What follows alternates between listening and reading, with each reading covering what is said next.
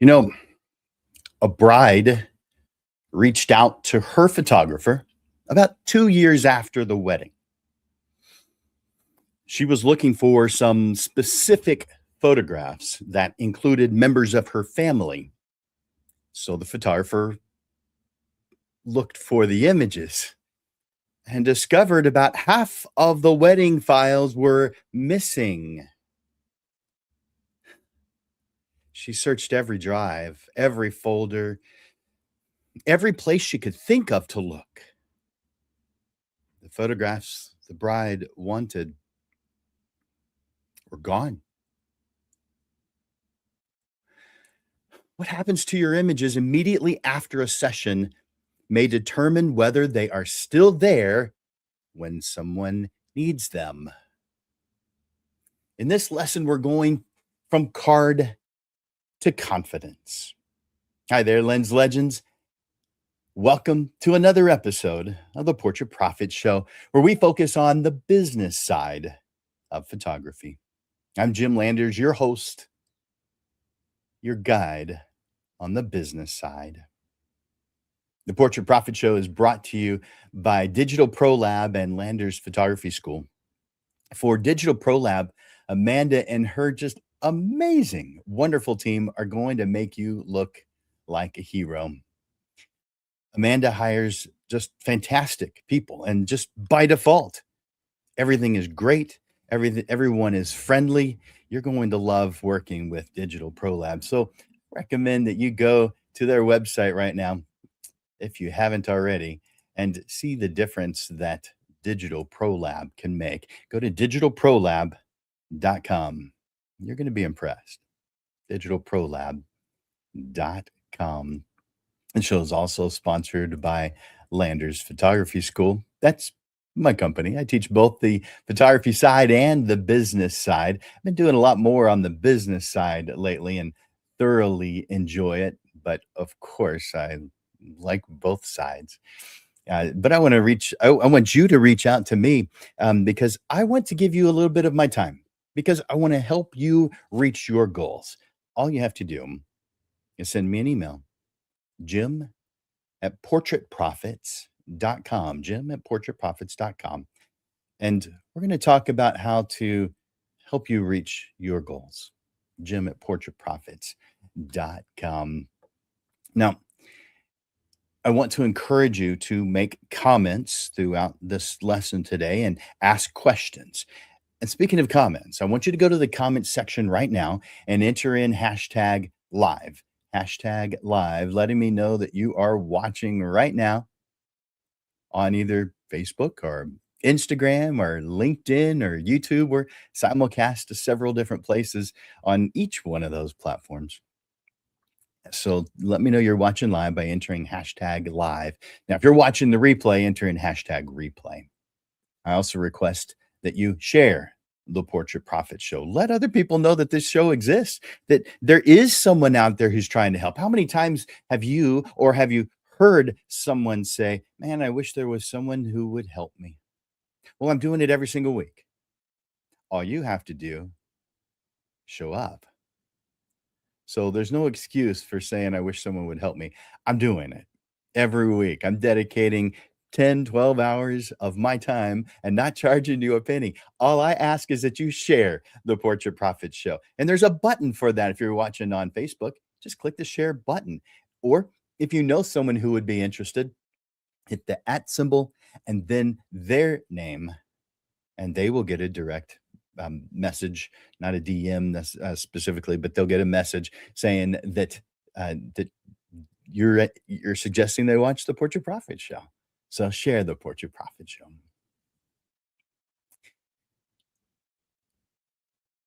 A photographer recently shared a painful experience. It was the first wedding she had ever photographed. When the bride contacted her to ask for some specific photographs, she discovered that only a part of the images appeared to have been saved to her hard drive. She searched through every drive and folder she could, but the requested photographs were just plain missing. Now you can imagine how the photographer felt. You can also imagine what those photographs must mean to the bride. The photographer had charged a very low price because it was her first wedding job.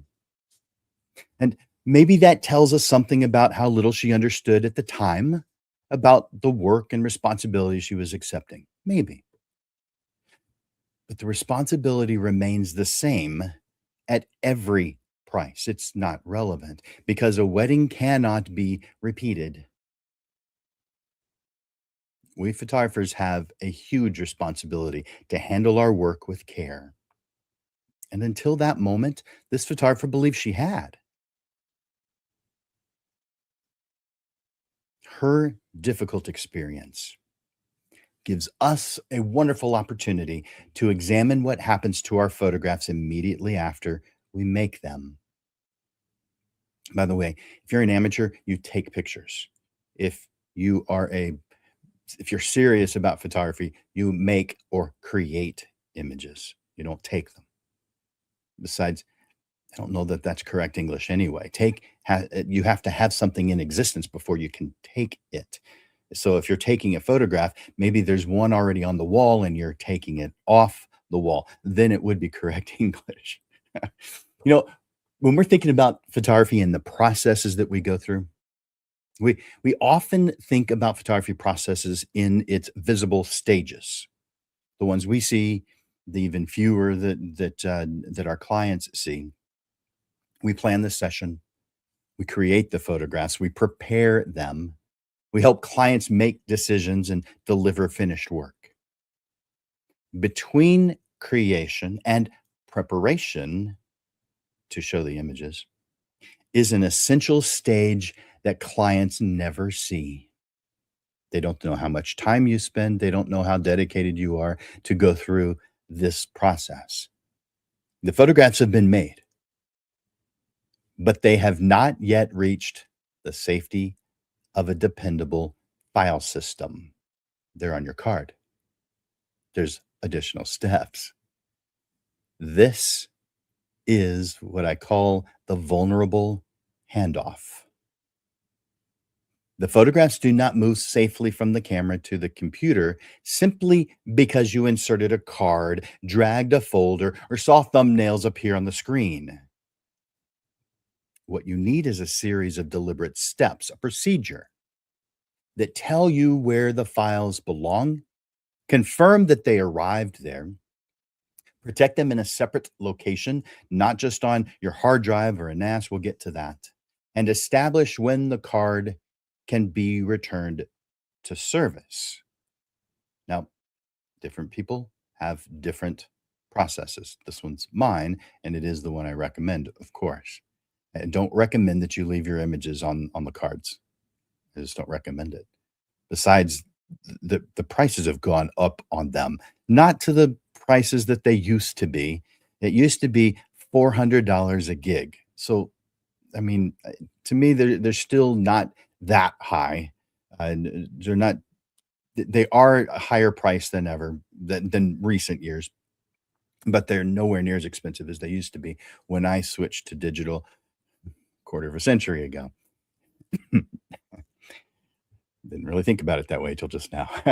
So let me show you a normal path that your images may take. And that's small. Let's put that a little bit larger. There we go. So the path is capture. It's where you've made the images. It's sitting now on the card. You copy those images from the card. You verify that they are where they're supposed to be. And then you would back up in addition to wherever you keep your images, a backup that could be on the cloud. We'll get to different places that can go. And then you clear the card. So 5 different actions that when we define them and consistently act on them, we create confidence for ourselves.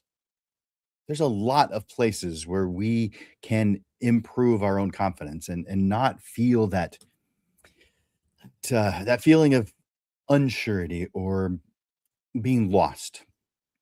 It's really up to us. So let's move into chapter 1, that vulnerable handoff. So at the end of each session, the memory card, it may hold the only copy of every photograph you just created. It is small enough to misplace.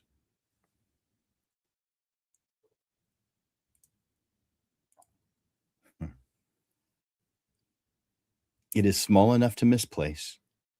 It's easy to damage, and it's intended to be formatted and used again. The card is an excellent capture medium, but it is a temporary home for your work.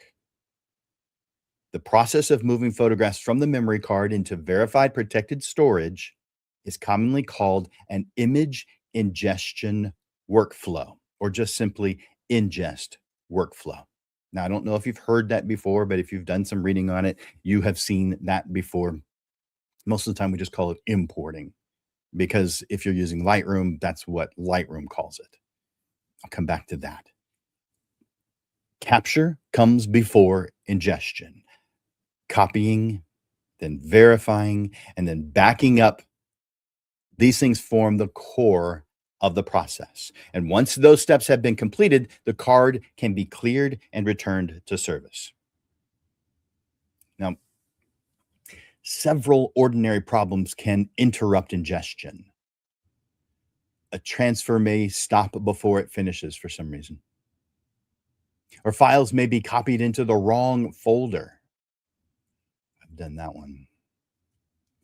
Different cards can contain identical file names, which creates the possibility of one file replacing another. A file can also become corrupted, meaning that some of its data is damaged and the photograph may no longer open, or maybe it just doesn't display correctly. Every once in a while, I'll see someone post an image on Facebook or some other social media that's like a half of an image and the other half is gray or pink or green, and they're wondering what happened to their image. The image got corrupted. Drives can fail. Backup software can encounter an error that no one notices, so you don't solve it. A dependable ingest procedure is designed around 5 questions. First, did the camera record the photographs? Obviously, there's got to be something there to be able to move it.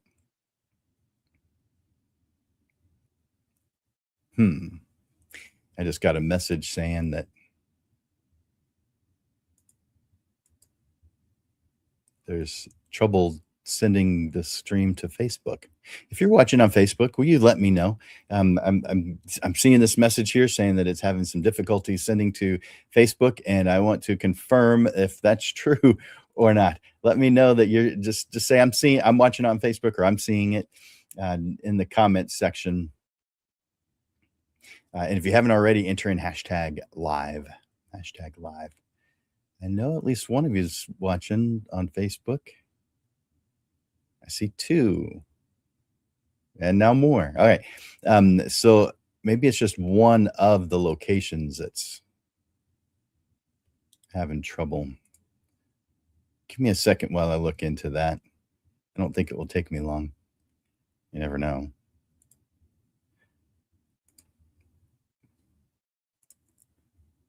All right.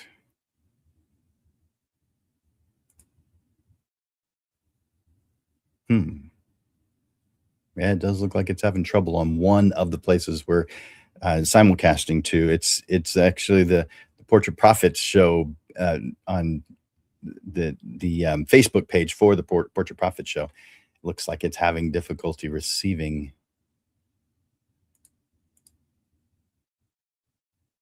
And now it seems to be getting it. Nope, it's stopped. Darn. And I don't know how to fix that. And it's going to a weather channel. Thanks, Facebook. All right. Maybe I can reset it. Let's find out.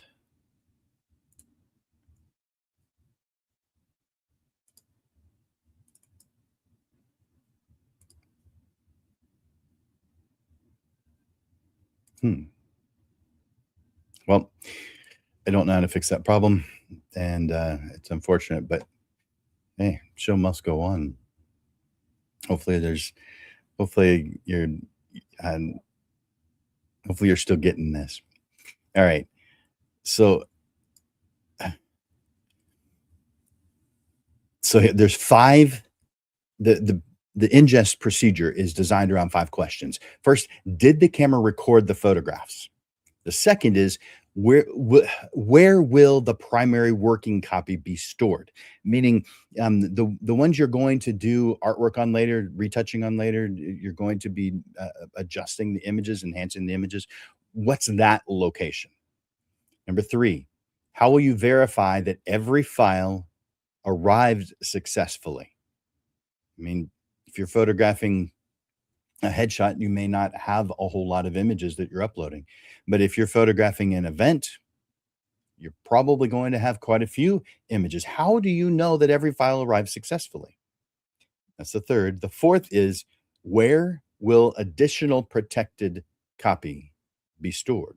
Where will you put that additional saved area? So a lot of people will save to the cloud.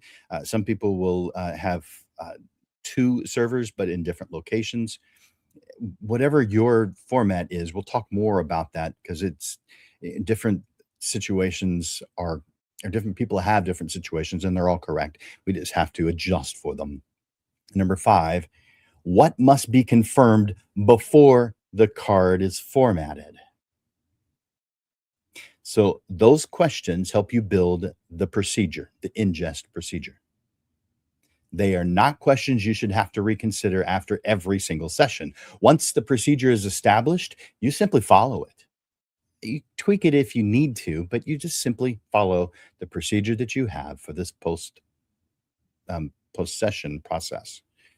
Each completed step identifies the current status of the files and leads you into the next action. You no longer have to remember what you did or determine what remains to be done or decide whether the card is ready to be cleared. The procedure makes those decisions in advance. So give this procedure a permanent home in your procedure manual. Does everybody have a procedure manual? No. In fact, I rarely come across staffers with procedure manuals. Kind of a baseline thing, you guys. You need a procedure manual. And this procedure would be called image file management. You could call it ingest, but I like calling it image file management. You title it what you want. Its name is in workflow, but call it what you want. Number two, chapter two.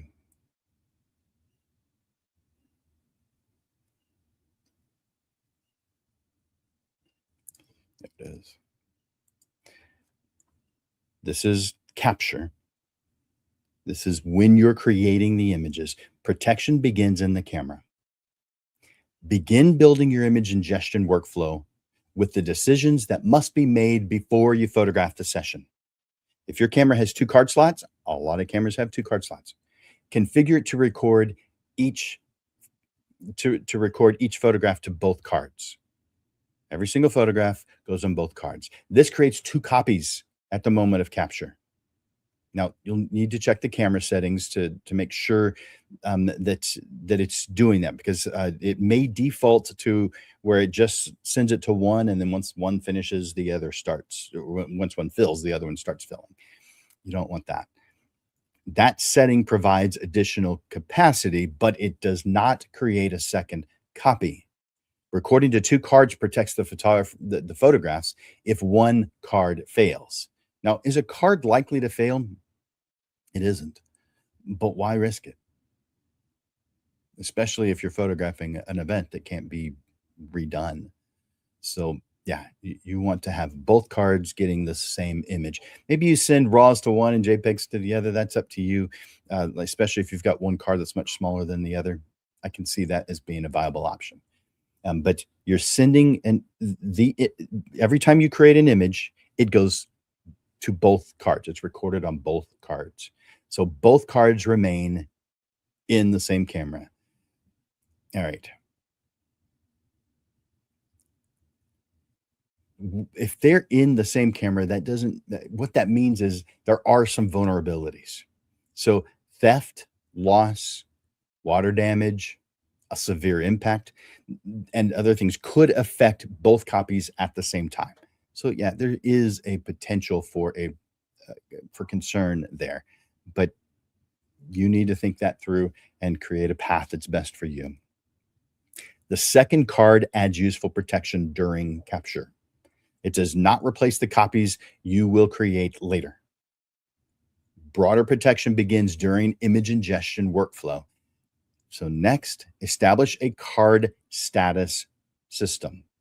Every card should have one of two unmistakable statuses. One is ready for use. The other is containing photographs awaiting ingestion.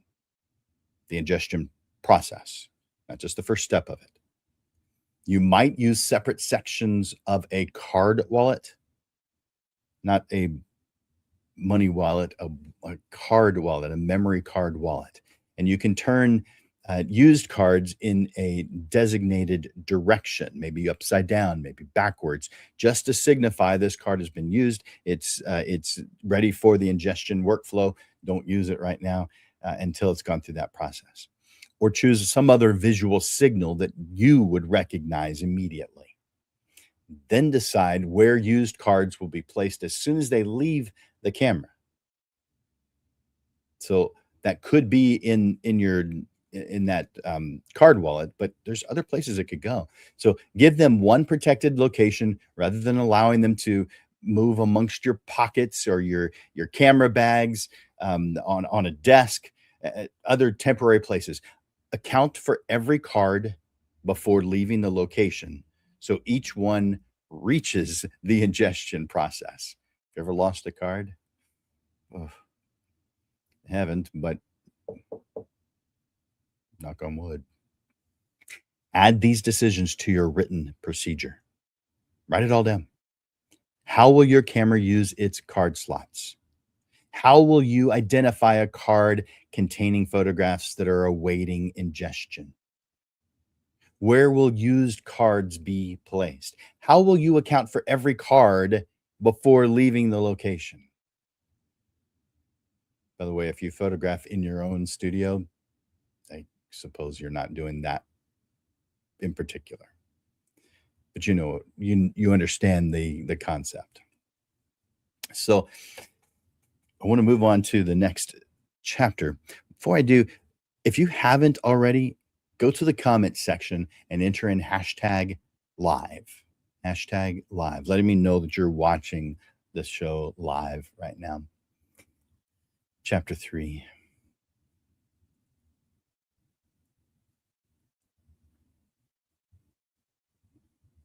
There it is. Copy. Give every session a known destination. The next part of the procedure determines where the files will go. So begin by choosing the storage system that will hold the primary working copy of every session. This may be an internal hard drive in your computer, which I don't recommend. It could be an external working drive or a network attached storage, commonly called a NAS, and I always call it just NAS.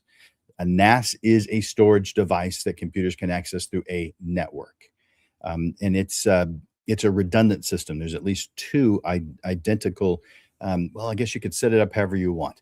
Mine has 4 completely identical hard drives in it.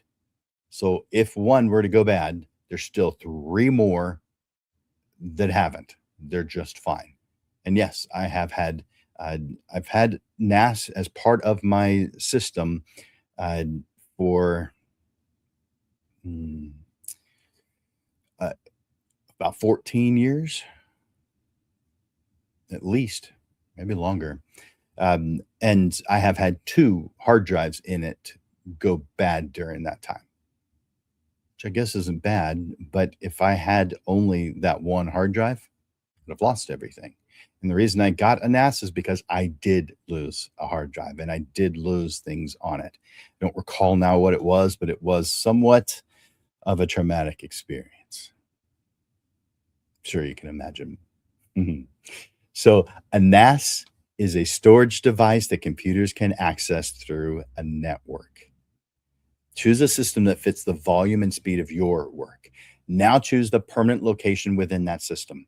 Establish a main folder for client work and decide how jobs will be organized beneath it. So you have a file structure. And the structure needs to be based on year, uh, job folder, name. Well, you might have the client folder look like maybe you have a folder on the top that says client work, and then you have the year. So this year right now is 2026, and then under that the the name of that job that you're doing. So if it's a family portrait, it would say either the year first, so that you can keep it in chronological order, or the name first, last name first, so that you can keep it in alphabetical order. That's up to you and your workflow. So I don't necessarily remember what year something happened in. So I do it by name, last name or company name, entity name. I do last name first, and then, so let's say it was Landers family. So Landers, but I have a system that goes before that that has PF, portrait, and then what type of portrait? Family, PF, Landers, and then the date. Now, if I am working with someone multiple times in a year, I write out the entire date. Otherwise, I might shorten it to just the year. Some families come back to us every single year, so therefore, and it's just once a year. So I just put 2026, Landers family 2026. You do what is ideal for you, and if you're just starting off, you don't necessarily know this. So I would recommend going with the name instead of the date first, but that's up to you. Create a naming formula that you're going to use every single time. The date, client name, session type, job number. If you do that, we used to do job numbers, and all possible elements. Choose only the information that's going to help you recognize and locate that job later. I mean, if you get to the point where you've got tens of thousands, we have photographed probably around 200,000 portrait sessions, but I've been doing this for a long time. So, and now that's how many portraits we've created.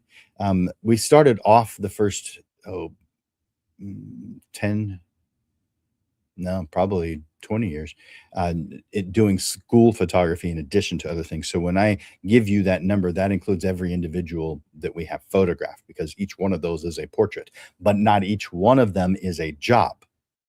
It's possible that I photographed 500 portraits in one job. So you do it the way that is best for you. We used to do some high volume stuff, like school pictures is high volume. And over the past 15, 20, 15 years, we have, I think the last time we did a school was in 2010. So a good while back. But we had already been slowing that down well before that. So write the formula into your procedures so that you do not create a naming style for each session. You want to keep it consistent. Decide what belongs inside every job folder. You may want separate folders for original captures, working files, designs, exports, delivery photographs, or delivered photographs.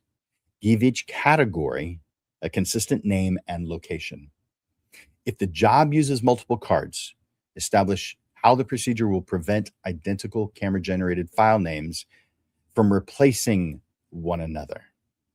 Now, sometimes they just put that 01 or something at the end of it when it notices that. I want you to be paying attention to what happens there so that that never becomes a problem for you. Maybe you have a renaming method or formula during the import process. By the way, I call it import because I use Lightroom, and that is what Lightroom calls it, but it is an ingest process. Choose one method and use it consistently. Now, before relying on an import preset in Lightroom, confirm where Lightroom will place the original files and whether the files are being copied, moved, or simply referenced from their current location. You have those as an option.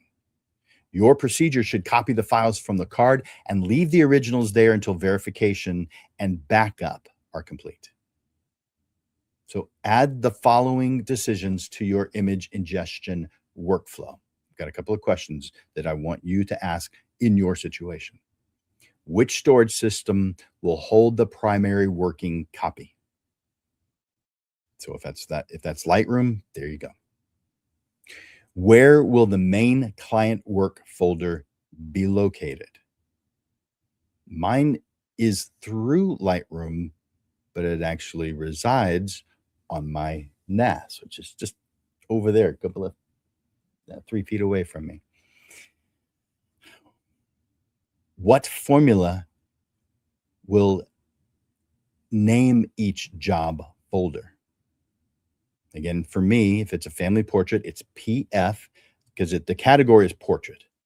The type is family. So PF, Landers, and then the year and maybe the entire date. That's how I choose to name my files. Which folders will be created inside every job? So I have the file that has everything in it, and then I have another file that I create of the working images and then the done images that are complete. Whatever needed to be done with those images is done. They are sitting there. And if they ask for it again, if it was a digital file, they ask for it again, it's there ready to go. I don't have to recreate that artwork. Or if it's a print, I can just reprint it from that folder. So which folders will be created inside every job folder? How will files from multiple cards be kept separate or renamed? Consider that. And then this last one is, which Lightroom import settings or other transfer settings are you going to use? Consistently write them down. Next is chapter 4. Verify is the main, this is the verify process, and that's confirm what you actually have. The files have reached their destination, but the procedure still needs a reliable way to confirm that the transfer succeeded. You don't want to open your files later and realize that only half of the image shows up and the other half is gray. How do we confirm that the transfer succeeded? So start by deciding how you confirm that every card was copied. Comparing the number of files on the card with the number of in the destination folder is a useful first check. It's not complete, but it's a first check. If those numbers are identical, then great, you at least have all the images there. If you created more than one file type, such as RAW, JPEG, video, audio, include each type in the comparison. Next, decide how you will confirm that files are readable. Opening photographs from the beginning, middle, and end of the card can reveal missing groups of images or files that fail to display. So I don't recommend you try to open every single one of them. And by the way, if you're looking at the thumbnails of the images, it is very possible for the thumbnail not to show you that it's corrupted. Now, it can show you that it's corrupted also, but it is possible that you can't tell in that thumbnail. So do some spot checking. Check some from the beginning, check some from the middle, check some from the end of that job. Some transfer applications use a checksum, a digital fingerprint created from the file's data. When the source and copied file have matching checksums, the software has stronger evidence that the data arrived unchanged. So it's checking your work for you. Choose the checks that your procedure requires. A practical verification checklist might include the files from every used card are present in the job folder. The source and destination file counts match. Every expected file is present. Selected files from across each card open correctly. If you're using it, checksum verification is complete when the job requires it. Place this checklist directly into your image ingestion workflow. Now, again, you may call it something else, but it is an image ingestion workflow. That's its formal name. Verification is complete when every required item has been confirmed. All right, enough about that. Chapter 5. Now that we've done all that, we need to back it up. Having just one working copy is not enough. So protect the work beyond the working copy. Decide how the files will be protected beyond the primary working copy. So it means creating another folder on the same physical drive won't accomplish this. It's got to be separate from what you're doing. So not 2 times on the same hard drive. No. If that drive were to fail, both of the folders would disappear together. You could use the 3-2-1 backup approach. I don't know if you've heard of this, but this gives you a useful starting point. It might be perfect for what you do. It might not be at all. Maybe you need to tweak it. But the 3-2-1 backup approach means that you keep at least 3 copies of the files, place them on at least 2 independent systems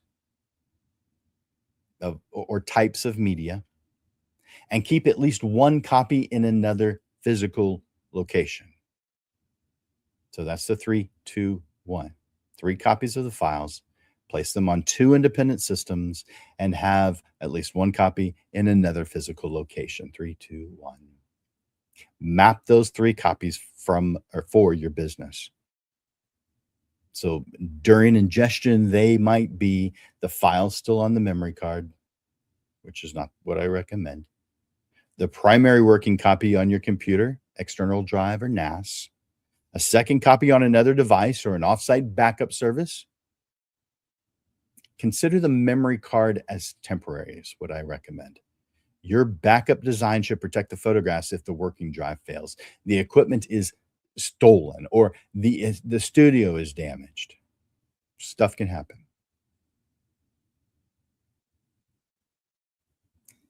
A NAS can provide useful protection when it's configured to tolerate the failure of an individual drive. The NAS itself can still fail or be affected by deletion, theft, fire, physical damage, malware. By the way, I'm sure you know what malware is, but just in case, it's harmful software that can damage your files or interfere with the system. And it doesn't just affect the hard drive on your computer, it can affect your NAS as well. So decide what will protect the files if the entire NAS becomes unavailable. NAS is fantastic. I highly recommend it. I've been using one forever, but it has its limitations. You also need to know whether a service synchronizes files or backs them up. Synchronization is built into services such as OneDrive, Google Drive for desktop, and cloud-based Adobe Lightroom. It keeps files or information matching across locations and devices. This is convenient, but an accidental deletion can also be repeated throughout the synchronized system. So keep that in mind. Lightroom Classic works differently. Photographs synced from Lightroom Classic use smart previews rather than creating another full copy of the original files. That synchronization does not back up your original photographs. A backup service is designed to preserve another recoverable copy, often with a way to restore an earlier version. So before choosing one, find out which folder it protects, how long deleted files and previews remain available. The deleted files,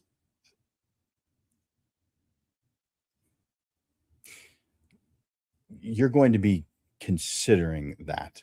It may be something you tweak later because you decide you need a little more time or you need a little less time, but you're going to be thinking that through over time. You want to know how it reports errors? You want to know how it would restore the images on for a job? Choose the systems that will hold each copy and then add them to your procedure manual. Where will the primary working copy live? For me, it's my NAS. Where will the second protected copy live? The cloud? It's a good choice. Which copy will be stored off site? Now, a lot of people do that with external hard drives. However, they leave the hard drives in the same vicinity as the NAS. Okay, that doesn't really solve this particular problem.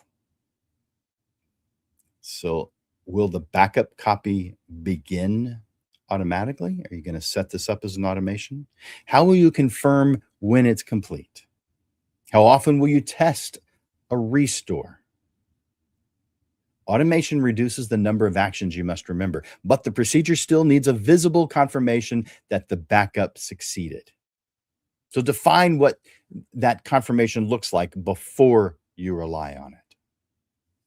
Chapter 6.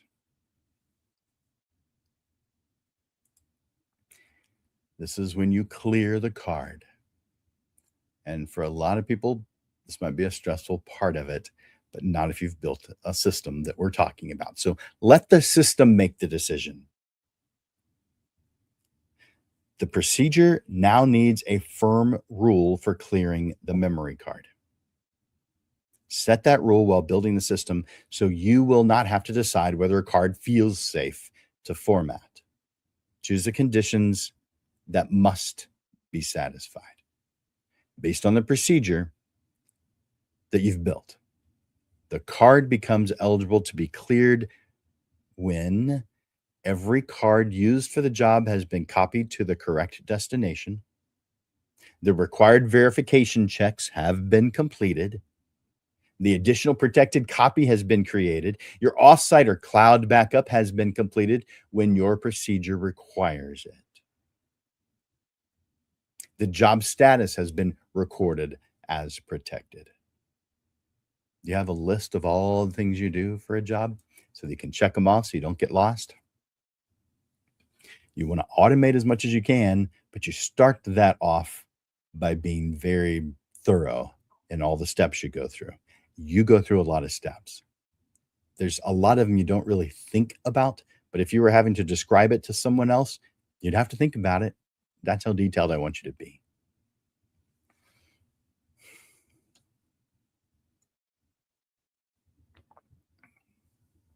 Now, some types of work might require additional protection. In a lot of businesses, that's not the case, but there are instances where there may be a different thing that you do for certain types of work. So define those categories and their requirements when you're building the procedure. And obviously, I want you to add them now rather than creating exceptions while you're trying to prepare cards for the next session. I want you to have a system that you can count on, you can rely on. So decide how the card will move from awaiting ingestion to ready for use, all those steps in between. Your card status system should make that change visible. Format the card in the camera that you're intending to use the card in, and make sure you follow the guidance for your equipment. For mine, I press 2 little red buttons and it formats my card. Of course, the only time I do that is after I haven't backed up and I know for sure that it is backed up in multiple places. Then I delete the card. It's got nothing on it. It's fresh. It's new. Write the exact clearing rule into your image ingestion workflow. When every condition has been met, the procedure authorizes the next action. So you're not having to think about it. It's just the next step. The photographs no longer depend on the memory card, and the card can now return to service. Next chapter, chapter 7. This is build a workflow you will follow.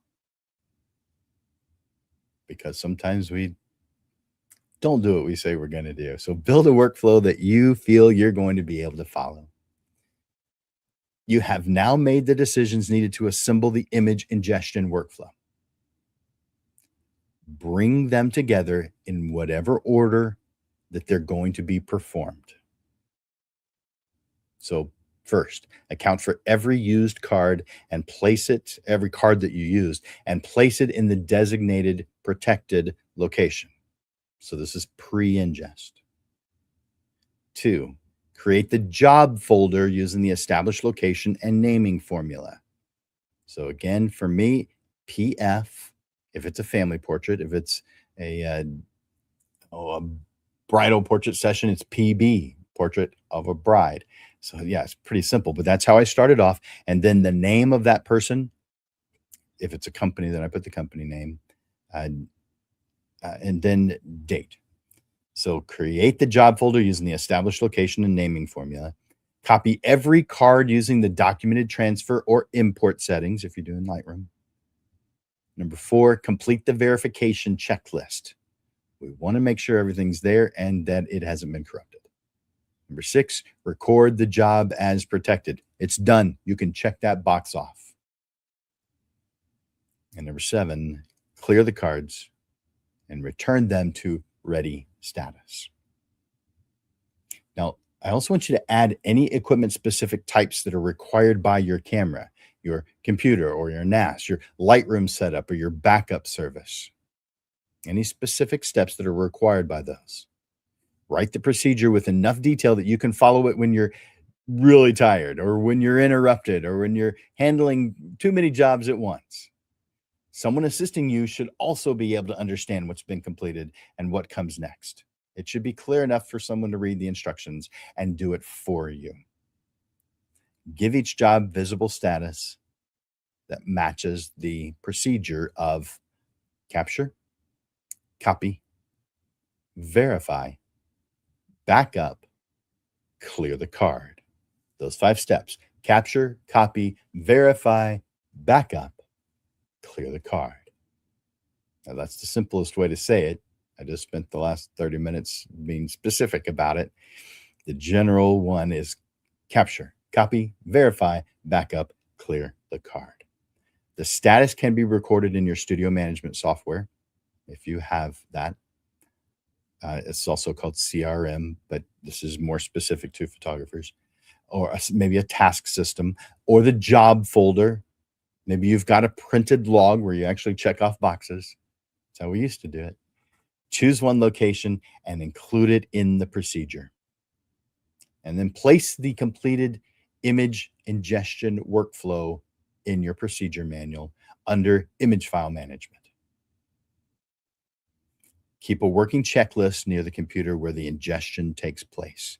The manual preserves the complete procedure, while the checklist helps you perform it without having to remember any step.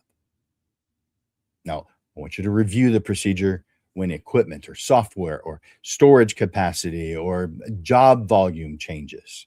The system can grow with the business while the basic sequence remains familiar.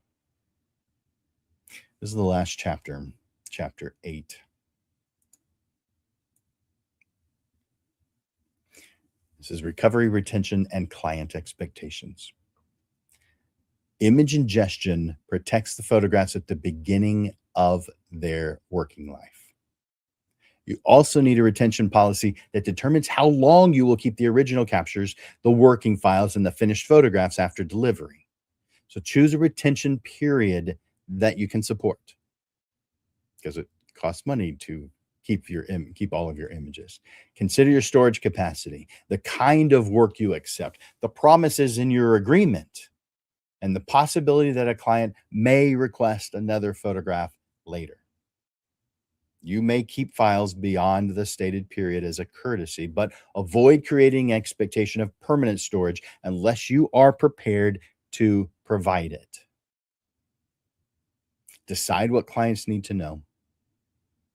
Your agreement should state the retention period and explain their responsibility for digital files they receive.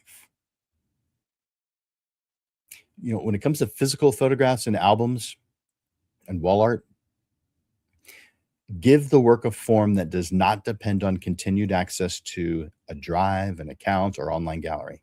Your written procedures also need a recovery response. If files appear to be missing, stop writing new data to that card or drive. Identify every location connected to the job, including camera cards, computers, import folders, catalogs, external drives, the NAS, cloud accounts, delivery galleries, export folders, and deleted items. Contact any second photographer or assistant who may have received copies. Decide in advance when you will contact a professional recovery service, because improvised recovery attempts can override the data that's on your cards. And otherwise, it would have been recoverable. Happens. I have had a corrupted file on a card before, and I did hire a professional recovery service, and they were able to solve my problem. I want you to create a client communication standard for a confirmed loss as well. How are you going to convey this? First, determine what exists and what is missing. Then communicate honestly. Take responsibility for the care of the work, provide what remains available, and determine an appropriate remedy based on the circumstances of your agreement. The client needs accurate information. The client needs professional care. And the retention policy should be in your procedure manual. Retention policy. So it needs to be added to your client agreement in your procedure manual. Place the recovery response under image file management beside the image ingestion workflow. If a problem occurs, you will have a responsible course of action rather than creating one when you and your client are under stress.